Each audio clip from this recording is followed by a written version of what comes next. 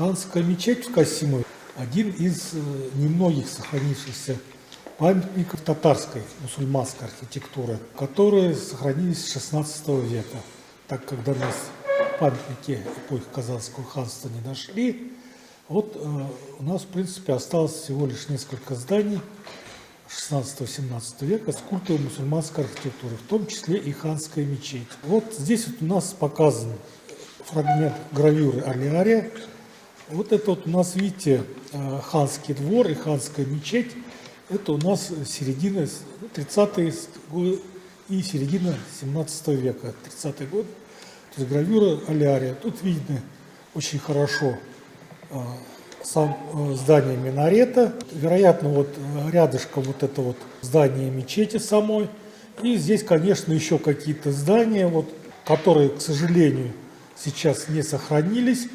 Вот, но будем надеяться, что в дальнейшем мы хотя бы остатки их найдем. Ну, по крайней мере, вот дальше про ханский дворец я еще расскажу. Ну, вот это вот у нас уже вот ханский двор. Ханский двор у нас в 19 веке, в конце 19 века.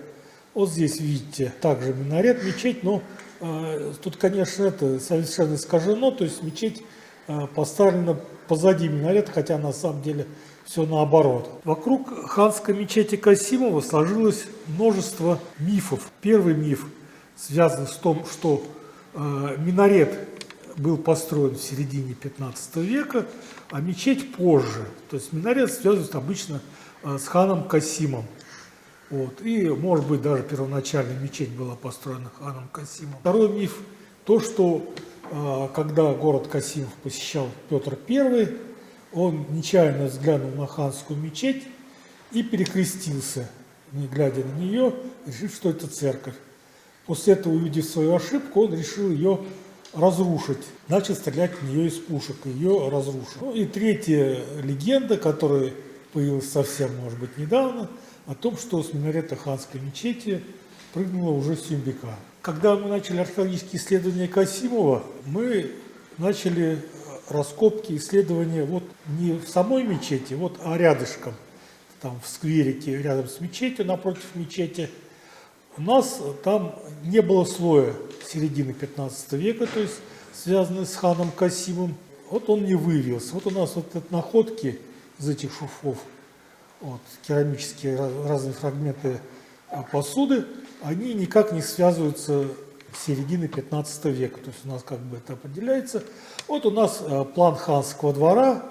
Это вот ханская мечеть, видите. Вот здесь вот мавзолей Шахали. Вот здесь вот у нас были шурфы здесь, были шурфы здесь.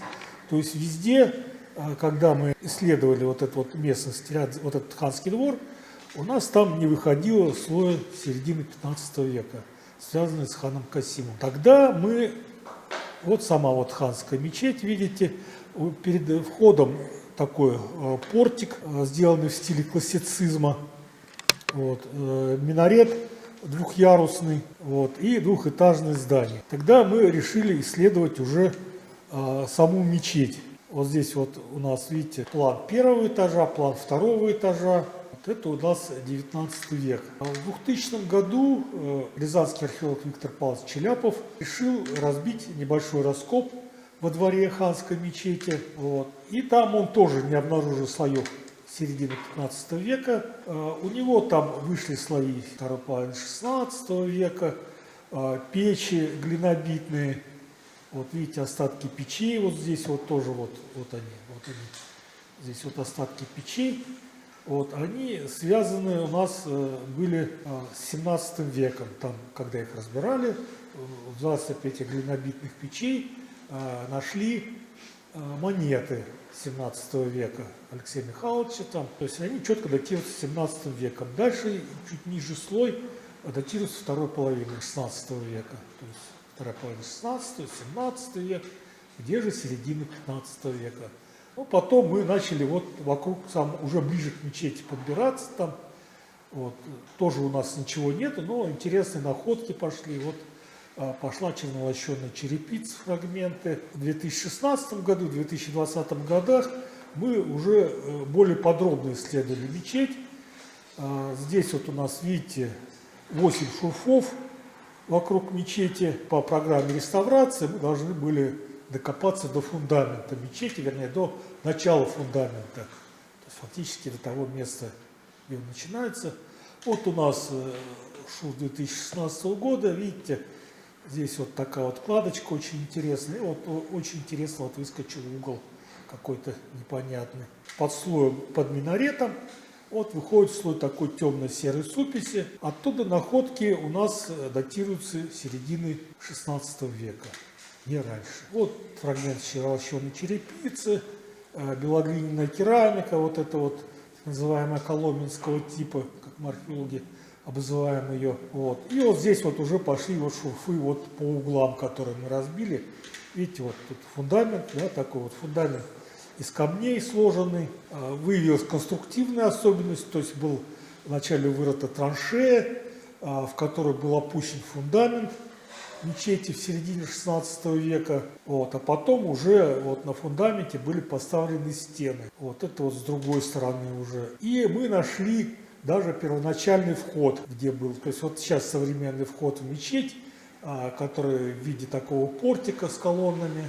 Вот этот вход на самом деле поздний, 19 века, вот, а первоначальный вход был немножко рядышком с ним, в другом месте. Очень много черепицы чернолощеной. Вот у нас так, вот. В итоге, когда мы все шурфы закончили, вот, были написаны отчеты, вот, я сел, начал думать, в чем дело, почему. То есть у нас явно, то есть мечеть, вся мечеть и минарет в середине 16 века были построены. История мечети была такова, то, что она была построена в середине 16 века по приказу хана Шах-Али.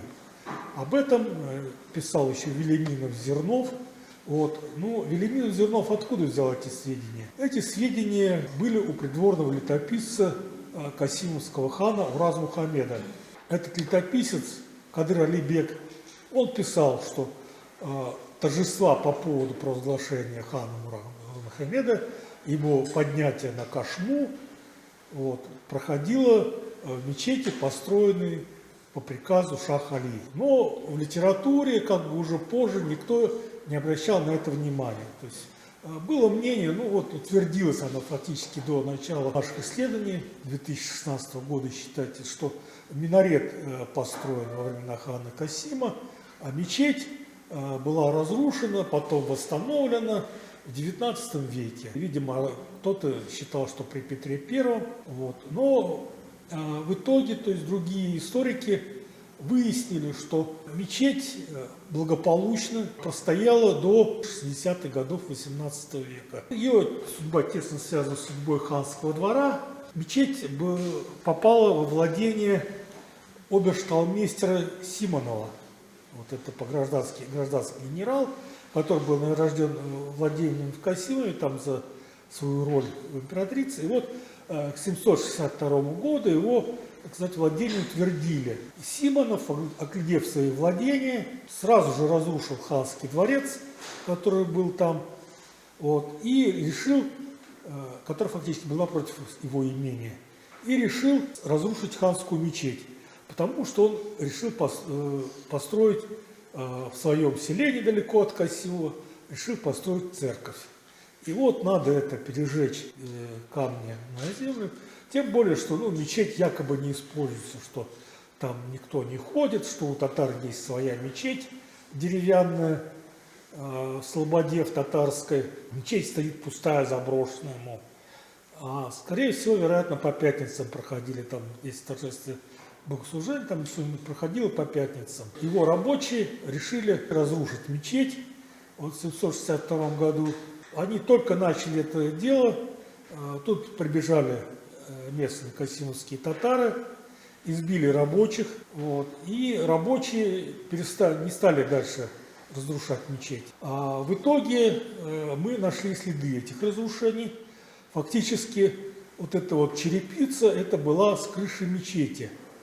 Первоначально мечеть была одноэтажной и покрыта чернолощеной черепицей. Фактически она сохранились ее стены, то есть вот когда ее начали разрушать в 762 году, после этого видимо, остановился процесс разрушения, потому что рабочих не пустили. И хотя Симонов писал письма о том, что вот мне не дают разрушить эту мечеть, что вот она никем не используется, что вот туда-сюда мне нужно, но все-таки вот в 768 году подоспел указ Екатерины, мечеть начали восстанавливать.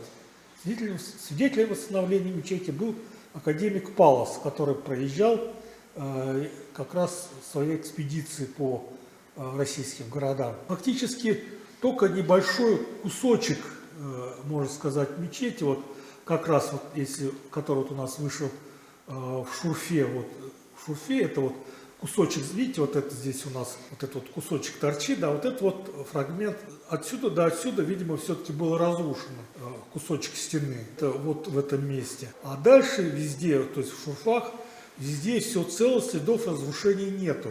Был разрушен небольшой фрагмент западной стены.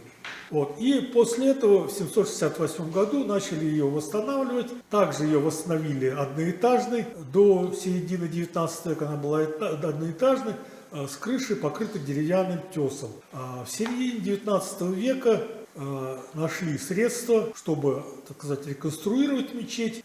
И ее построили второй этаж. Второй этаж построили и сделали железную крышу с куполом. Железную крышу с куполом и минарет, естественно, позолоченный. Вот, то есть, вот мечеть такую вот сложную судьбу, то есть при Петре ее, конечно, никто ее не разрушал. То есть это вот именно с Обершталмейстером Симоновым связано, вот, который очень сильно, конечно, похозяйничал там. Вероятно, даже и вот эта вот и первоначальная дверь была очень интересная, не такая, как сейчас. Это, естественно, вероятно, она была такая стрельчатая. Вот, в общем-то, мечеть, не знаю, она с тюбика оттуда падала или нет последний год своей жизни, но как бы мечеть сейчас уже передана местным татарам, то есть духовное управление, татарской общине города Касимова. Так, вот у нас город Касимов 17 века и, конечно же, ханский двор. Вот у нас ханский двор. Опять мы нашли, где располагался ханский дворец. Вот здесь вот у нас располагается ханский дворец. Вот здесь у нас разные здания старые. Вот, очень интересно. Вот в этом месте примерно вот мы нашли, но, к сожалению, сам дворец находится под чьим-то забором в частных владениях сейчас, и он недоступен для исследований. Вот, рядышком мы там поработали, заложили шурфы. Слой тоже, конечно, середины 16 века. Вот, видите, вот сохранился план дворца. Размеры его, видите, длина 30 метров с небольшим, 30,5 метров, и ширина 11,7 метров. Вот это общая длина, как бы. Вот тут вот помещение, немножко это другие, то есть, внизу. Вот это вот.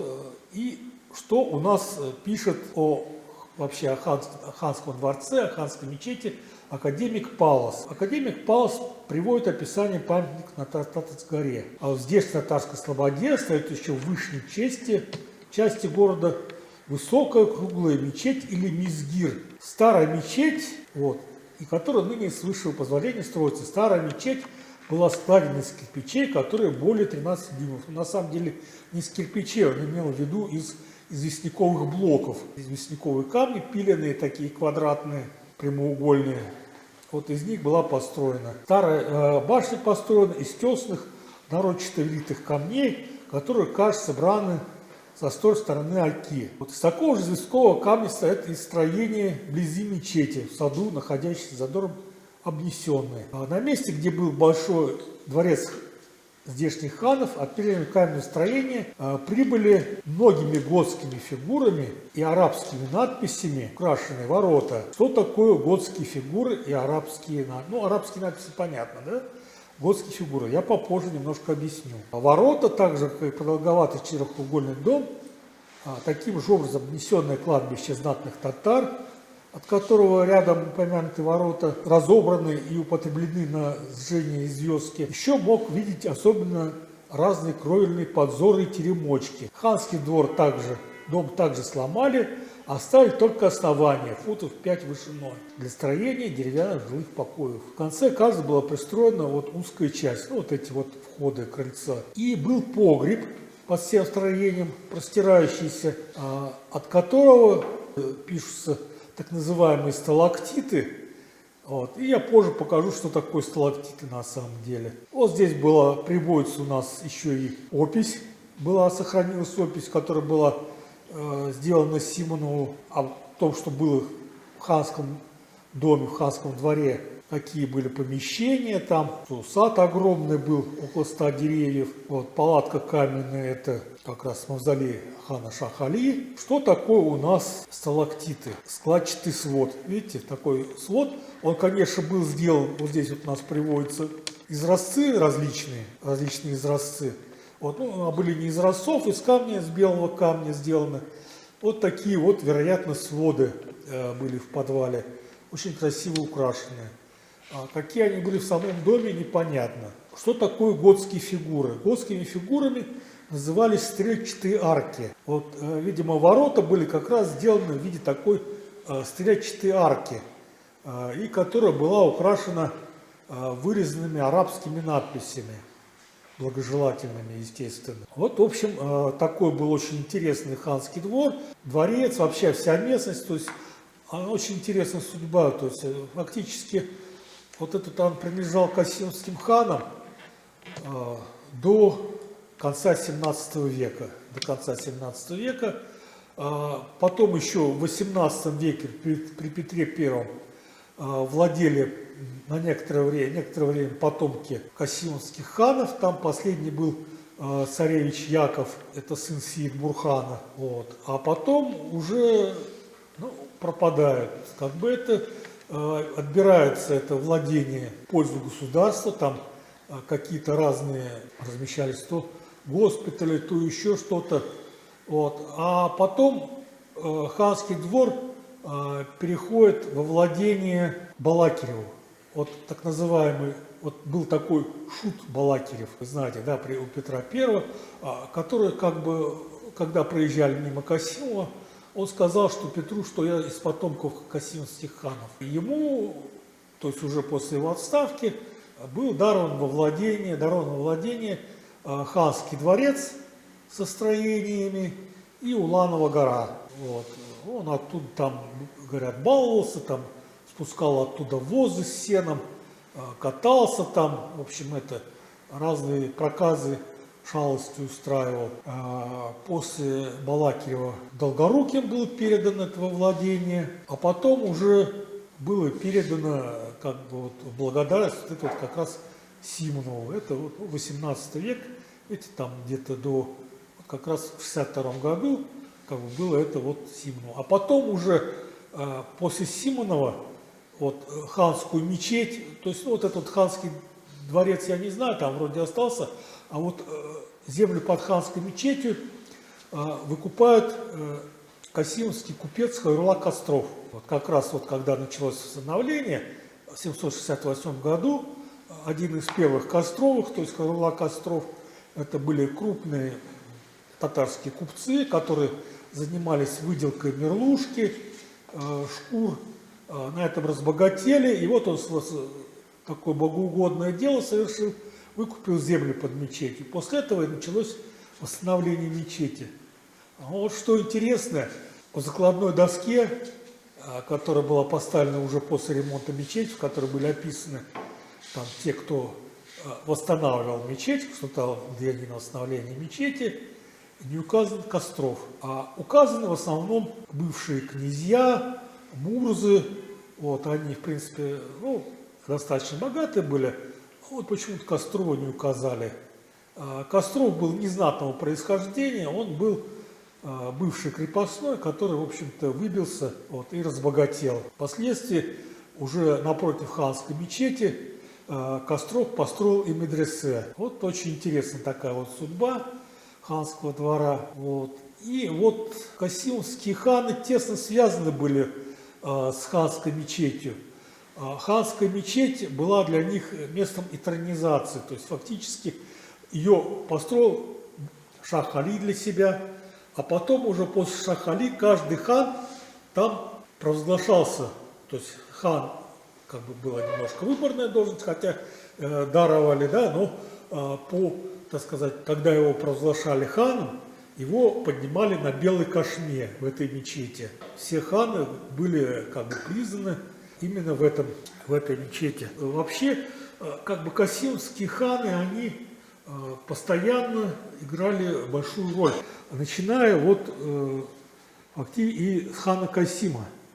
То есть фактически вот хан Касим потомок Улу Мухаммеда, то есть мы знаем, что вот его старший брат Махмуд воссел на престоле в Казани, вот, а Касим это у нас городец Мещерский, а потом уже город стал его именем Касим. Хан Керман, много его названий. Царевичев городок, городец Мещерский, вот, но как бы основное название.